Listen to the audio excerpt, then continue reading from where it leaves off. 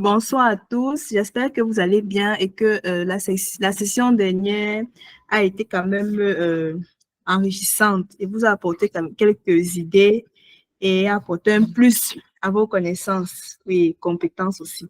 Donc aujourd'hui, on va continuer avec la deuxième partie de l'atelier Content Management qui vous aidera à gérer, à créer et analyser votre contenu en ligne.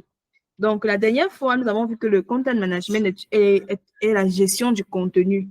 Donc, c'est un processus qui implique la création, la stratégie éditoriale, la publication ou la gestion de l'analyse du contenu.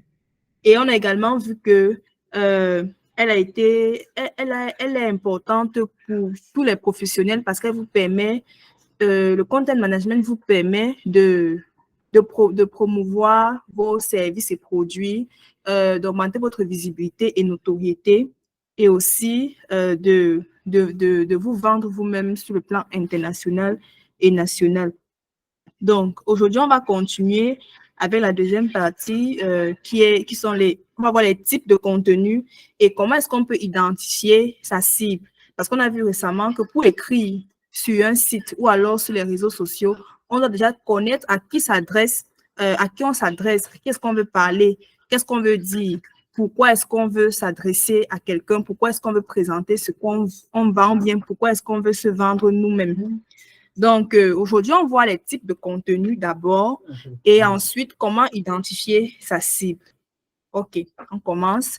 On dit le contenu dans le contexte du content management et du marketing fait référence à toute forme de médias ou information créée et partagée dans le but de communiquer donc un message ou de susciter un intérêt chez une audience spécifique. C'est-à-dire, le contenu est cet élément-là qui nous permet de transmettre un message. Lorsqu'on parle de médias, sous forme d'un média ou d'une information créée le but, en fait, du contenu en ligne, c'est de faire passer un message dans le but de susciter l'intérêt, en fait, d'intéresser. Il faut que notre contenu plaise. Notre contenu doit être intéressant. Le contenu doit également être pertinent. Pour cela, donc, il existe plusieurs types, plusieurs formes de contenu. Donc, nous avons les tests. Dans les tests, nous avons les articles de blog qu'on retrouve sur les sites. On a des rapports, on a des livres électroniques. Nous avons également des images dans lesquelles on retrouve des photos, des graphiques qui peuvent également être des visuels, des infographies. On a des illustrations. Ça peut être un dessin qui veut expliquer quelque chose. Et aussi des infographies, comme j'expliquais tout à l'heure, des visuels, des affiches entre les visuels et les affiches entrent dans les infographies. Et ensuite, on a le contenu vidéo. Ça peut être des clips, des tutos, des interviews ou alors des publicités, donc des publicités vidéo en fait. Donc, tous ces éléments-là entrent dans le contenu vidéo. Et pour terminer, nous avons des audios. Nous avons le contenu audio. Lorsqu'on parle de contenu audio, on fait allusion aux podcasts, aux enregistrements, à la musique, avec tout ce qui est positif. Et pour terminer, nous avons du contenu interactif. C'est pas parfois, vous pouvez voir sur une page des quiz dans lesquels on pose des questions. C'est pour que vous puissiez répondre. La dernière fois, je parlais d'interaction. Qu'une interaction, c'est une action qu'on pose afin de pouvoir faire agir son interlocuteur. Donc, lorsqu'on fait un quiz, on pose une question, par exemple, pourquoi consommer de l'eau potable? On met plusieurs questions et puis vous devez répondre à c'est un quiz.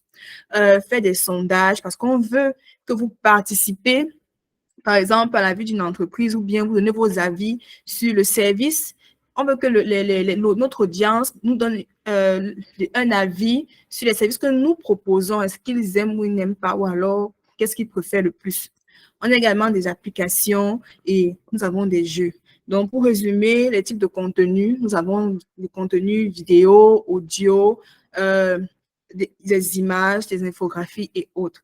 Donc, là, maintenant, ça va dépendre de comment est-ce que vous voulez vous adresser, comment est-ce que vous voulez transmettre votre message à votre cible. Et comme je vous expliquais tout récemment, nous allons faire à partir de la semaine prochaine la stratégie. Et là, on verra quelles sont les fréquences, qu'est-ce qu'on doit utiliser en fonction de notre cible et selon les fréquences, quelle est la fréquence de publication et pourquoi publier sur ce réseau. Et pour cela, on doit connaître sa cible. Et comment est-ce qu'on fait pour connaître déjà sa cible en fonction du produit ou du service qu'on propose? Nous avons, bon, ici, c'est le but. Pourquoi créer du contenu? On crée du contenu pour répondre aux besoins et aux intérêts d'une audience spécifique. Ça veut dire quoi? Ça veut dire que si je vends peut-être ou bien je propose des services, je vais avec, qu'est-ce que je peux même vendre? Supposons des télécommandes universelles. Donc, je viens présenter mon produit qui est peut-être des télécommandes universelles parce que je veux répondre à un besoin spécifique. Peut-être des personnes qui utilisent des télés n'ont plus de télécommande et ils veulent une télécommande qui pourra être utilisée avec n'importe quelle marque de télévision. Donc, je suis en train de répondre à un besoin. Quelqu'un a besoin de quelque chose. C'est pour ça que je suis en train de communiquer à travers mon contenu vidéo ou audio ou alors image. Je ne sais pas si on se comprend là jusqu'à présent. On crée également du contenu éducatif pour éduquer, pour sensibiliser, du contenu divertissant, du contenu informatif, dans la mesure où on passe une information peut-être sur la politique ou alors un incident ou alors quelque chose sur la météo, quelque chose va se passer, du contenu persuasif ou une combinaison de tous ces éléments-là. Donc, on retient que le contenu joue un rôle crucial dans la construction de la marque. C'est-à-dire, si on crée du contenu, c'est parce qu'on veut positionner la marque, c'est parce qu'on veut montrer quelle est la nécessité d'un service ou d'un produit, quel est l'impact que ce produit ou ce service a dans la vie du consommateur ou de notre audience. Donc, c'est un peu ça, l'engagement des utilisateurs, la génération des leads et des ventes.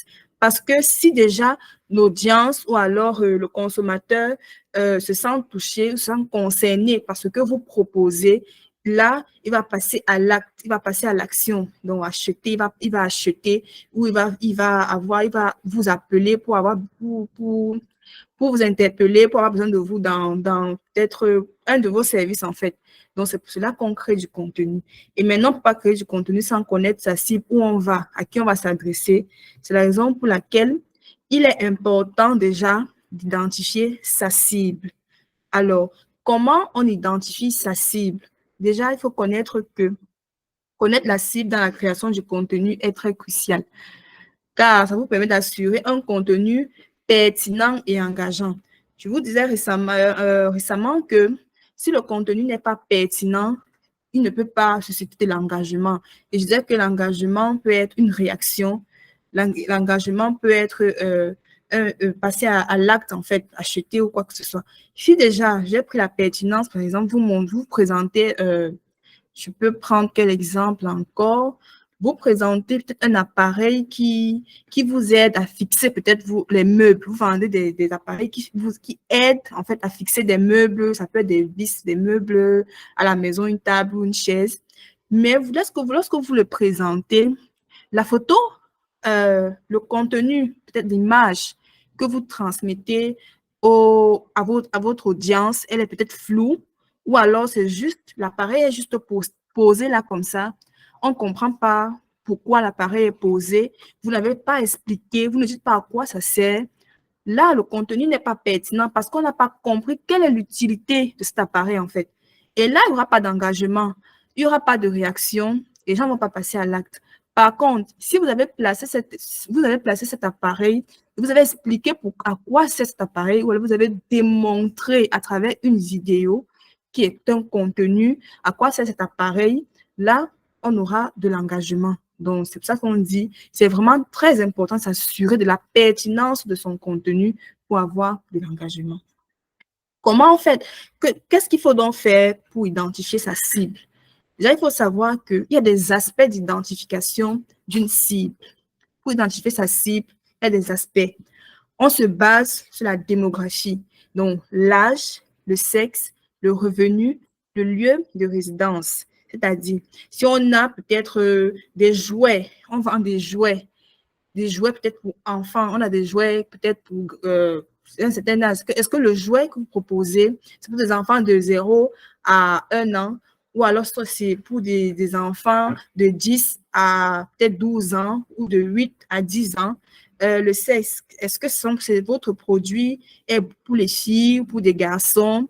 Quel est le revenu, le lieu de résidence? Est-ce que c'est pour des personnes qui vivent à Douala, à Yaoundé, en Côte d'Ivoire et autres? On tient compte de tout ça. Même vos services que vous proposez. Si vous êtes dans les... Vous proposez peut-être des services, peut-être vous êtes graphiste, je prends comme ça. Vous allez vous poser cette question. Ma cible, l'âge, est-ce que les visuels, qui est à mesure de créer peut-être des visuels? On va regarder l'âge. On prend peut-être en raison de 18 ans. Un individu de 18 ans peut déjà avoir des capacités en graphisme. Est-ce que ce sont des femmes ou des hommes qui sont mixtes? Et maintenant, où est-ce que vous vous situez, vous le formateur? Vous êtes dans quelle ville? Est-ce que vous pouvez former des gens dans la ville de Douala? Est-ce que vous pouvez former des gens dans la ville de Yaoundé ou bien à Yaoundé? Vous pouvez aussi former des gens à Bouéa. Donc, on tient compte de tout ça. Ensuite, on tient compte également des intérêts et des passions.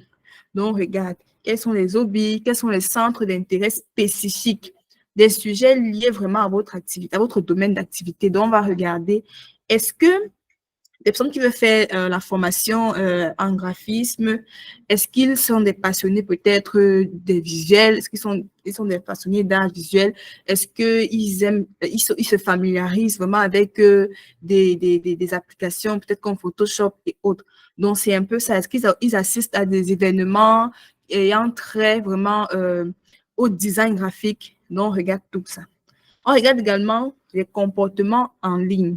Les comportements en ligne de votre audience, tels que les sites web, que la site visite, les réseaux sociaux qu'elles utilisent et les types de contenus qu'elles consomment. Tout ça, on tient compte de cela. On tient compte également du besoin et des problèmes. Quel est le besoin, les défis et les problèmes auxquels votre audience est confrontée? On regarde comment. Par exemple, si vous faites dans la conception des jeux vidéo et on se rend compte que des jeux qui sont sur le marché actuellement ne répondent pas favorablement vraiment aux attentes des amoureux de jeux vidéo. Maintenant, vous devez regarder qu'est-ce que moi je peux apporter pour résoudre ce problème. Les besoins, maintenant, on veut un jeu vidéo vraiment euh, adapté vraiment aux attentes des amoureux de jeux vidéo, des enfants. Peut-être les jeux qu'on propose qui sont sur le marché actuellement sont trop violents, sont peut-être trop violents et les parents ne les achètent pas pour les enfants parce que ça va attirer plutôt des comportements vraiment violents envers les enfants. Du coup, vous pouvez proposer d'apporter des jeux vraiment, désolé, d'apporter des jeux vraiment moins violents. Et là, vous répondez à un besoin et vous venez apporter une solution à un problème. Est-ce que vous m'entendez, s'il vous plaît? Raïssa, vous m'entendez? Allô? Oui, on t'entend très bien. D'accord, merci. Je voulais juste me rassurer. Donc, et enfin, l'aspect que vous devez observer également, ce sont les objectifs et les motivations. Qu'est-ce qui motive la cible? Les objectifs et les motivations de votre cible vous aident également à atteindre les objectifs. Donc, qu'est-ce qu'ils veulent vraiment? Qu'est-ce qui les motive vraiment à vouloir faire une formation chez vous? Qu'est-ce qui peut bien les motiver? Peut-être votre formation est une formation de qualité ou alors c'est une formation qui apporte un bonus. Peut-être après la formation, ils auront droit soit à un suivi de 2 mois ou alors ils auront droit à un accompagnement ou ils auront droit peut-être à un livre sur votre formation ou à un CD qui résume toute votre formation avec des bonus en fait. Donc, il y a vraiment tous ces éléments à prendre en considération. C'est la raison pour laquelle j'ai préparé un cas pratique qu'on fera ensemble et ce sera vraiment interactif et on va, on va essayer de, je ne vais plus trop parler, on va parler ensemble. Est-ce que c'est bon jusqu'ici? Du moins, si vous avez des questions, merci de les laisser dans le chat et je vais répondre plus tard. Donc, un cas pratique, identifions la cible d'un vendeur de microphones pour développer une stratégie de contenu efficace. Donc, on a déjà dans la démographie, dont on tient compte de la tranche d'âge. Donc, s'ils vendent des microphones, on suppose que ce sont des personnes qui sont habilitées à faire des vidéos, nous sommes d'accord, ou à faire des contenus audio. Donc, on aura des jeunes, des adultes d'âge moyen, donc de 20 à 45 ans. Là, c'est vraiment âge moyen parce qu'on suppose que à partir de 20 ans, un individu, quelqu'un pourrait déjà se placer devant face à une caméra ou bien peut facilement utiliser un microphone pour faire une vidéo. Nous sommes d'accord. On va également regarder le sexe. Pas de préférence spécifique parce que ça peut être des hommes, des femmes, et qui peut légèrement incliner vers des hommes en raison de tendances de consommation dans l'industrie audiovisuelle. Mais ici, on prend des hommes et des femmes. Parce que maintenant, de nos jours, tous les créateurs de contenu ou alors des personnes qui sont spécialisées dans la vidéo, des contenus audio, utilisent un micro, ont besoin d'un microphone. Lieu géographique, principalement dans des grandes villes et les zones où il y a la musique, la production audio et les performances sont fréquentes. Je dis ça parce que si je prends un exemple, par exemple avec la ville de Douala et un village comme peut-être Bankomo. Bankomo, c'est une localité, c'est un village ici au Cameroun. Si moi je vends des micros, ce n'aurait pas possible les gens qui sont à Bankomo parce qu'ils sont dans un village.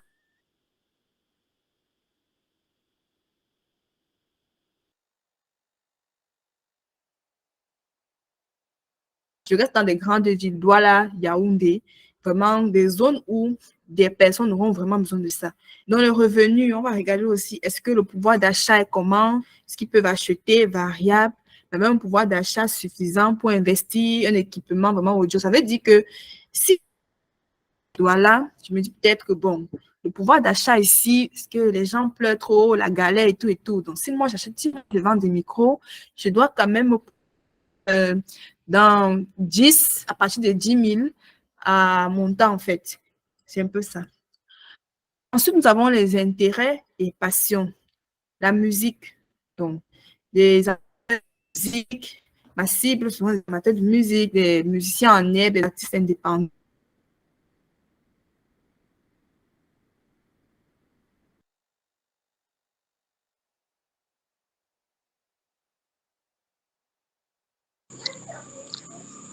Allô? C'est moi celle qui ne l'entend pas. Là, souci de connexion. Oh, ok. Je vais un peu essayer de lancer eBay. Peut-être ça ne se rend même pas compte.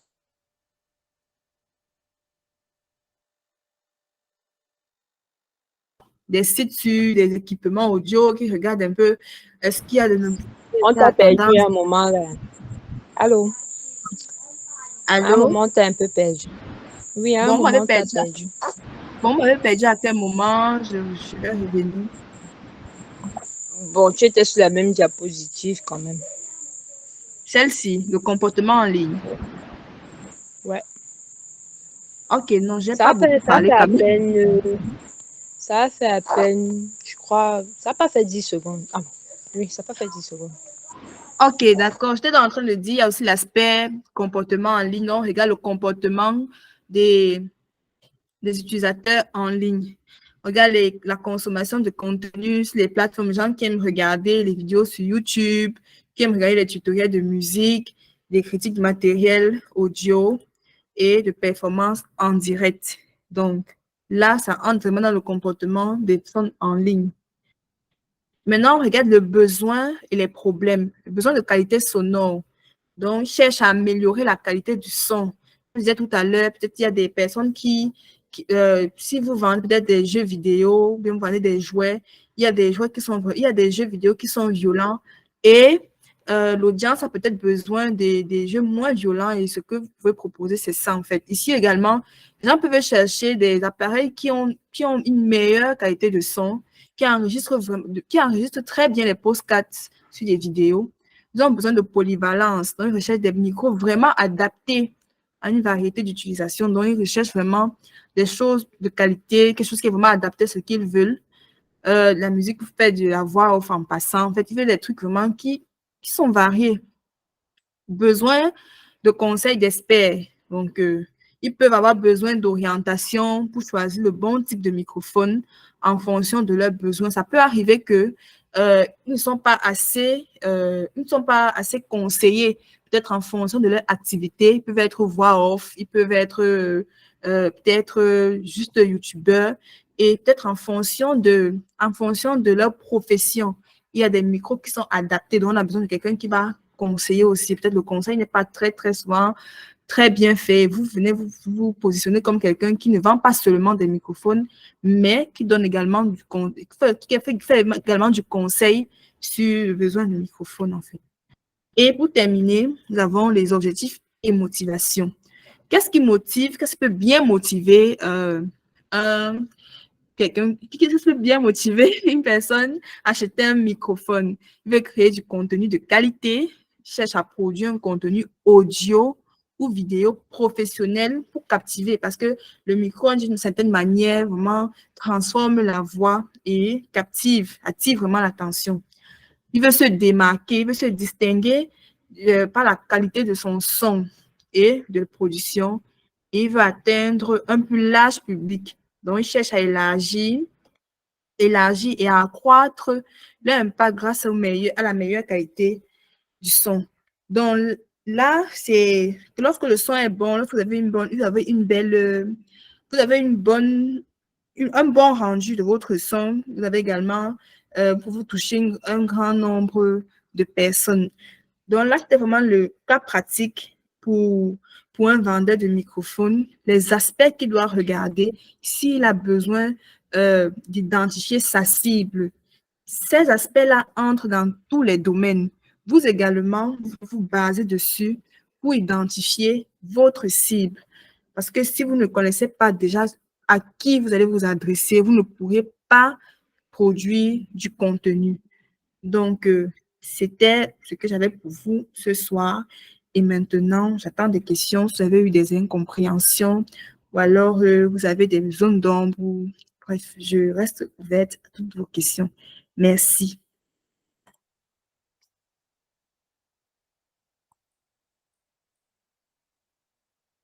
Allô? Oui, allô. Aïssa. Oui. Oui, j'ai posé une question à savoir quand tu parlais du type comportemental. Je voulais savoir comment est-ce qu'on fait pour mener dans ces enquêtes-là. Est-ce qu'on fait des formulaires, est-ce qu'on fait des questionnaires ou alors on reste des heures connectées pour essayer d'étudier le comportement des potentielles personnes qui pourraient être intéressées par nos articles ou encore on fait des formulaires. Je ne sais pas trop comment est-ce qu'on recense cette audience-là pour savoir de quelle façon s'adresser à eux et le message on peut rédiger qui pourrait les attirer réellement. Donc, est-ce qu'il y a des outils qui nous permettent de faciliter ces enquêtes-là pour pouvoir déjà rassembler l'audience qui nous correspond et ensuite véhiculer les messages qu'on leur propose? OK. Donc, si je comprends bien, tu essayes de comprendre comment est-ce qu'on peut mener les enquêtes au niveau de l'étude de comportement, c'est ça? Oui, c'est ça. C'est ça. OK. Donc, par exemple, Oui. je reviens sur les jeux vidéo. Moi, j'ai envie de jouer, de créer un jeu. Est-ce qu'il faudrait qu'avant ça, je m'asseye d'abord, je commence à regarder quels sont les types de jeux que les gens jouent? Non, ça veut dire qu'il faudrait que je parcours tous les sites de jeux qui peuvent exister, voir les plus téléchargés. ou alors il y a des outils de comparaison ou alors des sites qui nous permettent de comparer facilement ces données-là.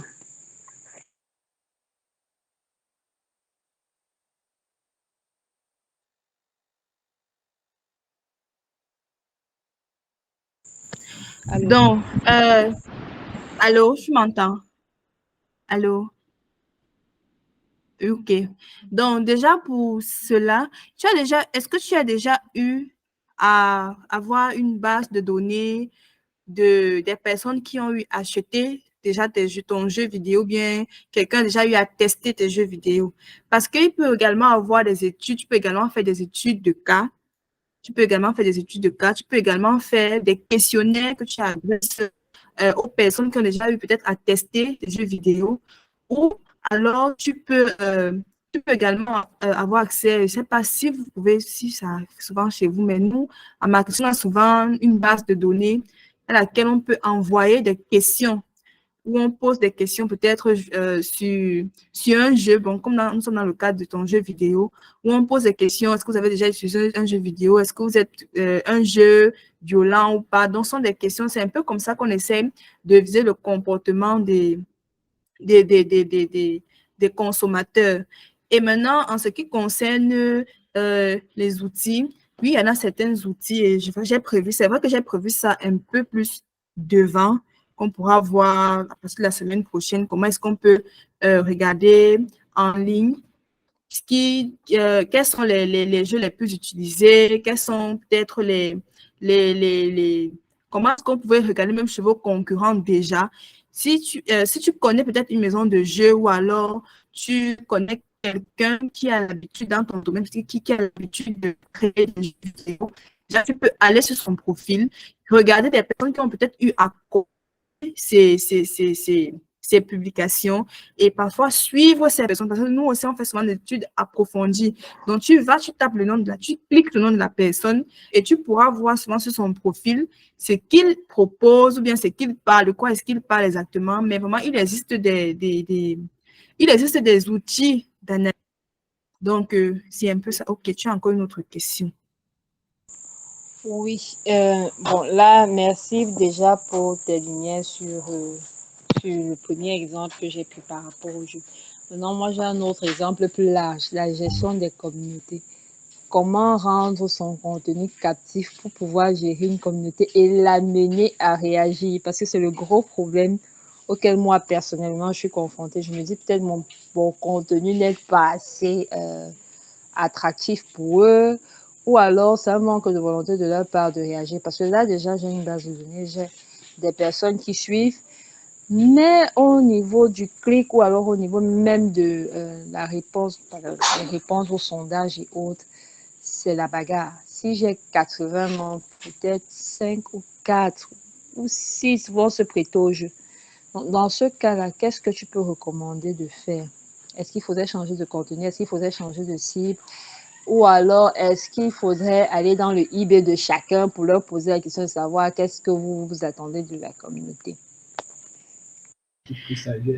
Ok, ok, d'accord, Aïssa, je comprends ta question. En fait, là, à ce niveau, déjà, il faut déjà, je sais pas, faut proposer peut-être le format sur lequel tu proposes ton contenu déjà n'engage pas véritablement ta cible.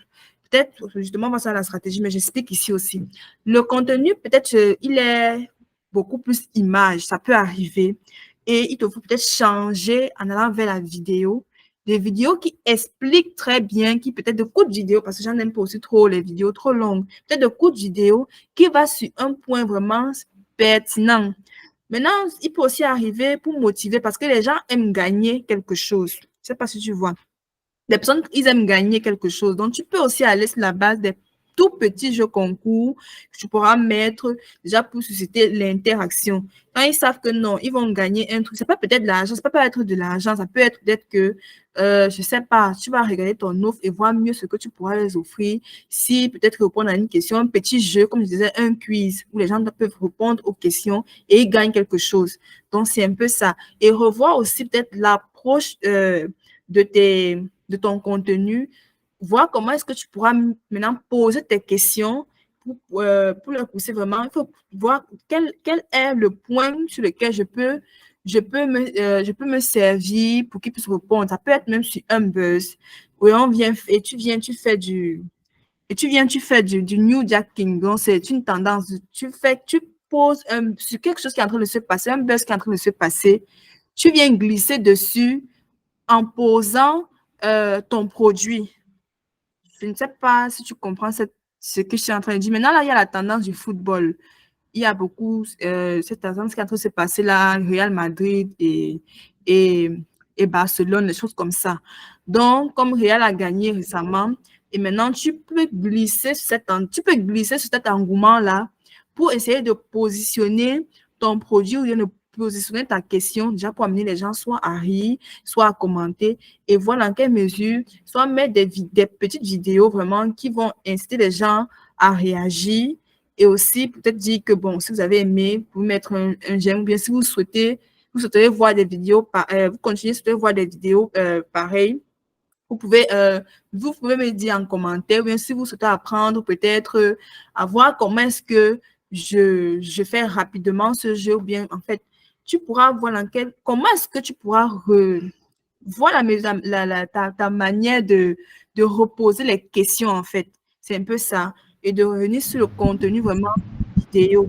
Donc, ça, c'est ce que tu peux aussi changer de truc et revenir sur l'aspect qu'est-ce qu'ils vont gagner, qu'est-ce qu'ils gagnent. C'est un peu ça. Je t'écoute ta question. Ok. Oui, c'est bien. Maintenant, pour suivre la tendance, moi, j'ai souvent l'impression qu'on sort un peu de notre contexte. Bon, c'est vrai qu'on est pas préfère bien la zone de sécurité, communiquer ce qui nous intéresse dans les canaux qui sont appropriés. Mais comme tu as dit, je vais peut-être essayer. Mais maintenant, est-ce que je suis sûre que là-bas, les gens de la communauté vont suivre ou alors vous seront plus détendus? Maintenant, même au niveau des quiz, qu'est-ce que je pourrais bien... En tout cas, en gros, hein, ce que moi je veux, c'est voir... Je voudrais bien qu'on arrive à ce cas pratique où tu prends un cas d'étude palpable et là, on voit réellement comment ça se passe. Parce que là, c'est encore plus ou moins abstrait. Surtout lorsqu'on sait qu'il y a des personnes qui pourraient être intéressées par ce que tu proposes, mais ils ont du mal vraiment je sais pas, à se décider. Vraiment. Donc, je crois qu'au fur et à mesure, tu vas essayer de débloquer certaines zones d'ombre auxquelles je suis confrontée. Merci encore. Ok, d'accord. Donc, on fera encore d'autres cas dessus. Mais je ne pense pas que utiliser la technique de surfer aussi également sur les tendances pourront t'amener à t'éloigner je crois que je disais, de la cohérence, je ne sais pas trop. Je ne pense pas parce que tout dépend de comment est-ce que tu vas aborder cela. Tu vois un peu. Donc, avec la stratégie aussi, on va un peu plus entrer en profondeur. Je pense qu'au fur et à mesure qu'on va avancer, tu pourras mieux comprendre et mieux te débloquer. Donc, il y a Matt qui dit, je n'ai pas bien suivi comment on fait pour identifier sa cible. OK. Je disais tantôt, pour identifier sa cible, nous avons plusieurs aspects. Il y a des aspects à prendre en considération, comme par exemple l'aspect démographique, où tu vas regarder l'âge, le sexe, tu vas regarder quels sont quels sont les besoins. Qu'est-ce que je disais, par exemple, lorsqu'on parle de aspect démographique, vous regardez l'âge. Est-ce que ton produit, est-ce que ce que tu proposes, le service que tu proposes appartient à quelle tranche d'âge? Est-ce que tu vends des choses est-ce que tu vends, si j'ai pris l'exemple avec des jouets, par exemple, est-ce que les jouets que tu proposes, tu regardes, est-ce que c'est la tranche d'âge de 0 à 5 ans? Est-ce que c'est de 10 à 12 ans? Donc, tu vas tenir compte de cela. Tu vas également tenir compte du centre d'intérêt. Qu'est-ce qu'ils aiment le plus? Qu'est-ce que ton produit, qu'est-ce que ton produit apporte aux personnes qui doivent utiliser? Tu vas également regarder les besoins sur le marché. Est-ce que là, c'est là, ce moment où j'ai pris l'exemple avec des personnes qui créent des jeux vidéo. Peut-être sur le marché, il y a trop de jeux vidéo violents. Les jeux vidéo qu'on propose sont trop violents. Et maintenant, on a besoin, les parents ont peut-être besoin de quelque chose de moins violent pour leurs enfants parce que cela peut enfin vraiment aux éducations qu'ils ont eu apporter à leurs enfants. Donc, toi, tu proposes plutôt des jeux vraiment moins violents et vraiment en fait, qui sort de l'ordinaire, c'est un peu ça. Et maintenant, enfin, je disais enfin, tu peux également regarder on appelle ça comment? Tu peux également regarder qu'est-ce que ton produit apporte de plus. Quel est le plus que tu apportes à travers ton produit? Donc, c'est à travers tout ça que tu pourras donc savoir à qui exactement est, est à qui exactement t'adresses ton produit. C'est comme ça que tu pourras créer du contenu et communiquer. Je ne sais pas si ça va ou tu as besoin qu'on rentre sur les slides pour voir avec l'étude de cas, avec le microphone, que tu puisses comprendre. Non, non, c'est bon, c'est bon. Maintenant, ça veut dire que ça nécessite un peu de faire l'enquête, en fait. Oui, c'est justement ce que j'expliquais. Oui, c'est ce que j'expliquais tout à l'heure. C'est un peu la préoccupation de Raïssa lorsqu'elle disait comment est-ce qu'elle pourra procéder. Je disais que bon, tu peux passer par une enquête. Si tu as une base, tu peux avoir accès à une base de données où tu envoies ton questionnaire, un questionnaire, ou alors si tu as déjà eu des clients, tu as déjà eu certaines personnes qui ont eu à tester ce que tu vends ou bien ce que tu as, tu peux leur envoyer un questionnaire, tu fais une enquête également sur le terrain pour comprendre ce que les gens aiment le plus, ce qu'ils n'aiment pas et ce qu'il faut faire. Tu regardes aussi autour de toi parce que pardon, lorsque tu suis peut-être des informations, bien tu es sur le net, tu regardes, parce que quand tu es déjà dans un domaine spécifique, une chose est sûre, tu es abonné à tes concurrents, tu es abonné à tout ce qui a trait avec ce que tu fais. Donc, tu es vraiment regardante, tu regardes qu'est-ce qui est en train de se passer ici maintenant, pourquoi l'autre écrit ça, qu'est-ce qui se passe, qu'est-ce qu'on montre maintenant plus. Est-ce qu'il y a quelqu'un qui a fait un commentaire vraiment sur la page de mon concurrent à travers peut-être l'application, bien à travers l'application ou alors à travers le jeu qu'il a créé. Donc, c'est vraiment, tu fais vraiment une analyse en fait. C'est ça qu'on dit que le content management, c'est également l'analyse du contenu parce que même quand, bien après, même lorsque vous créez votre propre contenu, vous allez vous rendre compte à un moment donné, il va falloir analyser ce contenu-là. Donc, c'est un peu ça en gros. Il faut enquêter et regarder toujours même à un moment donné, même il y a des personnes qui posent des questions. Que pensez-vous peut-être du jeu, je ne sais pas trop quoi, ou bien que pensez-vous des appareils, des nouveaux appareils de telle marque, ou bien quoi, juste pour voir comment est-ce que les gens vont réagir, juste pour voir comment est-ce que ce que les gens vont dire. Donc, c'est un peu ça. En gros, c'est faire une analyse, une enquête pour comprendre et vous-même vous poser des questions sur votre propre produit. Par exemple, si je vends des couleurs, un exemple, si je vends des couleurs qui colorient, ce sont peut-être des enfants en primaire. Nous sommes d'accord, n'est-ce pas? Un mat. Si tu vends des couleurs de coloriage, le coloriage est d'abord une première, pour commencer, le coloriage est pour des enfants en primaire, soit à la maternelle, ou alors en CE1, CE2, mais déjà, là, tu sais déjà que ta cible sont des enfants. Tu vois un peu. Donc, tu te poses non seulement des questions sur ton propre produit, sur ton propre service, sur ton offre, avant de commencer avant de commencer l'analyse sur les réseaux sociaux ou sur tout ce qui se passe autour de toi. Et avant même de faire les enquêtes. C'est comme ça qu'on sait sur quoi on se base pour commencer à écrire et présenter. Donc, c'est un peu ça. Ok, merci, merci. Je vous en prie. Je ne sais pas, je vois plus des questions, mais comme vous aurez l'enregistrement, il y aura également, vous pouvez voir on appelle ça comment, le cours, donc comment est-ce qu'on a procédé, les étapes, et Vous allez lire et mieux comprendre s'il y a d'autres questions. Peut-être il y aura des séances où on pourra encore en discuter et autres. Donc, c'est un peu ça. Mais comme je vous ai dit, au fur et à mesure qu'on va avancer, vous allez mieux comprendre et vous allez vous rendre compte que seul, vous pouvez créer vraiment du contenu. Surtout lorsqu'on verra la stratégie. Donc, je ne sais pas, est-ce qu'il y a encore des questions? Ou alors, est-ce qu'il y a une autre petite préoccupation? Parce que bien, il nous reste encore quelques minutes. Est-ce que vous avez quand même pu comprendre les types de contenus?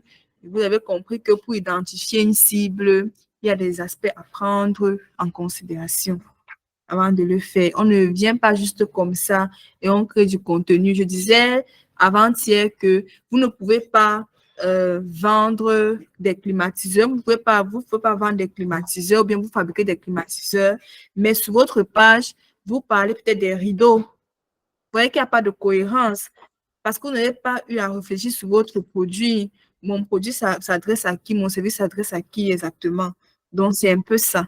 Il y a vraiment des questions à prendre en considération avant d'écrire parce que tout ce qu'on fait, le contenu, le but ici, c'est que le contenu soit pertinent et efficace. Efficace dans la mesure où il pousse l'audience à réagir, en fait, soit à commenter, soit à passer à l'acte, à passer à l'action, à acheter quelque chose. Donc, c'est un peu ça. J'aimerais savoir, donc, ici, je sais qu'il y a un informaticien ici, Louis Jaffet. Donc, il y a aussi Justine. Madame Justine, bonsoir. Madame Justine, bonsoir. Ah, peut-être elle n'entend pas. Bonsoir, Daniel. Bonsoir, Madame Daniela. Bonsoir, bonsoir. Vous allez bien? Vous aussi, vous êtes informaticienne. Oui, je suis informaticienne. Oui, vous êtes spécialisée dans quoi? Vous êtes dans le design, vous êtes dans quoi exactement? Je fais dans le développement web, la Ah, création des sites, création des sites web mhm. et des applications. OK. Donc, il vous arrive souvent de créer du contenu sur vos services. Oui, c'était avant, hein, mais maintenant, j'ai plus assez de temps pour faire ça. C'était Pourquoi? avant. Alors que c'est ça qui vous donne l'argent, on a dit ça avant-hier, et que vous devez créer du contenu parce que vous devez vous valoriser d'abord vous-même, vous devez vous rendre visible et ça vous apporte de l'argent. Exactement. Donc, En vous, fait, dans votre à, cas, à l'époque, je faisais là du freelance. Du coup, j'avais un peu plus de temps pour me lancer un hmm, coup dans la création de contenu et tout. Et j'avais quelques marchés là. Mais ça fait un moment que j'ai commencé un nouveau boulot et ça m'absorbe avec l'école à côté. Donc, du coup, même si quelqu'un vient là pour un marché, je pourrais pas gérer ça. Donc, ça fait un d'accord. moment, c'est un peu. Mais sincèrement, avant tout, il faut toujours penser vraiment à vous-même. C'est vrai qu'on cherche l'argent, mais après, il faut aussi penser à sa propre visibilité. On ne sait pas ce que vous pouvez gagner. Même si vous faites une publication par semaine, non, par semaine ou 2 publications par semaine, il faut vraiment présenter ce que vous faites.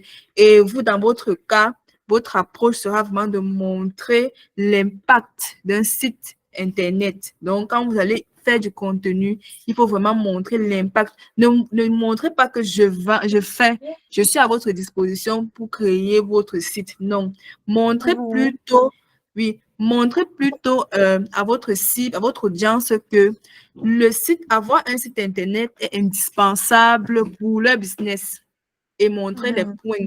Montrez plutôt à votre audience qu'avoir une application, peut-être télécharger une application, je ne sais pas trop quoi, est vraiment nécessaire. En fait, de montrer la valeur ajoutée de votre service, tout en ne pas faisant la publicité sur vous, genre, je vous montre les sites internet. Non, non, non, non. De plutôt présenter ça et de vraiment montrer vos compétences, de mettre en avant vos compétences. Donc, on verra que non seulement vous êtes compétente, donc vous pouvez nous réaliser un site internet qui est performant. Donc, du coup, je viens à vous. Donc, c'est un peu ça. OK. Donc, vous me promettez quand même que vous allez faire l'effort de faire même vos 2 publications par semaine. Dimanche, vous J'étais vous asseyez. engagée au moment, j'avais même créé mon compte TikTok Alors, là, je faisais alors, quelques tutos, même sur oui, LinkedIn. même si LinkedIn, Mais, c'est bon. Oui, oui, mais OK. après là, vraiment, c'était compliqué. Et en plus, ce qui en fait, où je suis, ce qu'on travaille dessus, on ne peut pas montrer. Donc, c'est ça qui me dérange. Or, avant, je pouvais travailler sur peut-être le site d'un client, je montre ça directement. Là, c'est plus facile. Donc, maintenant, Donc, ce qui fait que si je dois faire du contenu, c'est que le soir, comme ça, après avoir fini de travailler, je rentre encore, je fais des projets personnels pour pouvoir montrer ça. Donc, c'est plus ça qui complique. oui. Bon, pour que ça ne soit pas aussi trop lourd, vous pouvez même le faire même un dimanche ou un jour dans lequel vous avez un peu de temps libre et vous produisez même vos 2 contenus de la semaine. Vous produisez même vos... Ça dépend en fait. C'est juste une idée, une approche. Donc, merci beaucoup, Madame Daniela. Maintenant, il y a aussi Madame Bikina Gloire. Bonsoir. Allô? Donc, apparemment, elle aussi, elle n'est pas à côté ou ça ne va pas. OK. Madame Justine Tonier, je suis revenue à vous. Bonsoir. J'ai des gérissements. OK. Madame Matt, rebonsoir.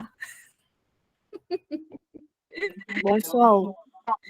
Mais je vois encore, il y a 2 autres personnes ici. Est-ce que vous avez une activité? Il y a qui encore? Pas pour le moment. OK. OK, d'accord. Mais il faut penser vraiment à mettre en avant vos compétences. Vous êtes spécialisé dans quoi exactement? Est-ce que Dans vous êtes boss? l'environnement. Wow, OK, d'accord. Donc, vous, ce que vous pouvez faire, c'est de parler vraiment des bienfaits de la protection de l'environnement. Pourquoi est-il important de protéger l'environnement et quelles sont peut-être les techniques peut-être de recyclage, je ne sais pas trop quoi. Donc, maintenant, vraiment mettre ça en avant. Et on pourra voir également que vous avez des compétences ou bien souvent parler peut-être des, je ne sais pas, s'il y a un séminaire dessus ou alors il y a une loi, je ne sais pas, c'est quelque chose que je dis juste comme ça. S'il y a une loi qui stipule peut-être que les déchets doivent être, les déchets peut-être domestiques doivent être faits comme ça, comme ça, comme ça, comme ça. Vous pouvez aussi mettre ça en avant. Ou alors, si vous avez assisté à un événement et entrer à l'environnement, ou alors un trait ou un colloque, ou bien vous avez vu une vidéo, vous avez tiré quelques enseignements de cette vidéo, vous pouvez nous dire, donc, j'ai quelques enseignements que j'ai tirés de comment. Donc, ouais, un peu, oui, c'est un peu de partager. Donc, c'est bien parce que les personnes qui vont vous suivre vont comprendre que vous êtes professionnel et vous comprenez bien votre domaine d'activité. On pourra vous faire confiance. Donc, c'est un peu ça. Je pense que j'ai donné un petit plus pour Ok, la personne. d'accord. Je vais essayer. Ok, ça va aller. Courage. Il y a 2 personnes qui ne veulent pas parler ici. Il y a encore les deux ici, c'est qui? Voilà, il y a Béatrice Mbala. Madame Béatrice Mbala, bonsoir. Madame Akoum, bonsoir. Bonsoir, c'est Bonsoir. Linda. Ok. J'ai juste changé d'appareil. L'autre Ah, ok. signalait qu'il était fait. Ok, d'accord. Vous allez bien quand même. Bonsoir, Madame Akoum. Mais Raïssa, Je vous pose la mettez question à Béatrice. Parce qu'elle a changé de compte. Pose la question. Bonsoir, madame Espoir. Bonsoir. Bonsoir. Ok. Madame Linda, Vous faites dans quoi exactement? Je suis des front-end. Waouh, les gros mots. Euh, Ouh, les gros titres. dans Oui. création et implémentation des applications web et mobiles, sites web et tout. C'est vrai que Mm. dans notre domaine, vraiment, faire de la création de contenu, ça reste Mm. encore un sujet assez pragmatique parce qu'on ne sait pas comment on va vraiment s'y prendre. Est-ce que tu vas faire Justement. des vidéos, les Mhm. screenshots de peut-être un site que tu as monté et faire un voice en Non. arrière? Est-ce que, Non. est-ce que, est-ce qu'on Uh-huh. ne sait pas comment on va s'y prendre vraiment? On ne sait Donc, vraiment pas. donc, justement, vous revenez un peu, rejoignez un peu Madame Danielle, là, comme j'expliquais, le plus important pour vous, au départ, c'est d'abord de montrer l'importance peut-être de ce que votre compétence, en fait. Je ne sais pas si vous comprenez. L'importance peut-être, développement, quoi, front-end, là, c'est vous qui développez le site. Ce que nous, on voit là, n'est-ce pas? Ce qu'on voit, c'est ça. C'est que, Oui, quand oui, lorsqu'on, ok, lorsqu'on ouvre un site internet, ce que l'utilisateur voit, c'est le oui. développeur front-end qui fait ça, n'est-ce pas? Mhm. Ok. Donc, vous pouvez souvent parler de sites internet.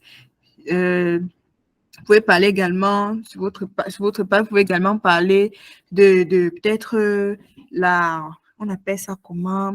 Parce que parfois, vous pouvez ouvrir un site et puis les choses ne sont peut-être pas bien alignées. Ou bien, je ne sais pas, peut-être il y a des règles. Il y a des règles, peut-être l'adresse doit être en bas, ou bien les contacts doivent être en bas, ou bien la présentation de l'équipe doit être en bas. Je ne sais pas trop. Donc, vous pouvez faire des Mhm. contenus dessus des trucs vraiment basiques, peut-être que nous, on ne connaît pas. Nous, les non-tech là, on ne connaît pas et tout. Et puis, vous pouvez peut-être faire nous sommes profanes. Et vous nous donnez des astuces, vous nous donnez peut-être des conseils que le site ne doit pas être trop lumineux ou bien parce que ça va faire mal aux yeux, je ne sais pas trop quoi. Donc, ce sont des choses comme ça. Parce que nous, on ne connaît pas trop et vous ne pouvez pas aussi trop montrer des vidéos sur ce que vous êtes en train de faire. Je ne sais pas, peut-être des gens vont tricher ou bien.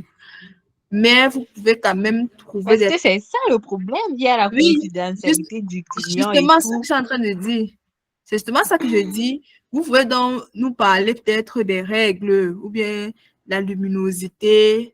Quand on est sur le site internet, qu'est-ce qu'on doit faire? Parce que c'est des choses que les gens n'aiment pas faire. Qu'est-ce que les gens doivent faire? Est-ce que on doit veiller peut-être à regarder les contacts pour connaître si c'est un faux site ou bien des petites choses comme ça et essayer de mettre en avant vos compétences, comme je disais tout à l'heure, si vous participez à un événement et autres, vous pouvez aussi en parler. Donc, c'est un peu ça. Vous pouvez nous parler même de votre carrière. Peut-être vous avez commencé, vous êtes peut-être passionné de tech, vous avez commencé comme ça, et puis votre expérience à telle entreprise, ou bien votre expérience que vous avez gagné en compétences. Donc, c'est un peu ça aussi, créer du contenu, parce que quand vous parlez de vos compétences là, c'est bien. Donc, Raïs, ça me revient déjà que nous tirons à la fin. Je vous remercie pour votre présence. Merci d'avoir participé et on se retrouve mardi prochain pour la suite de notre programme.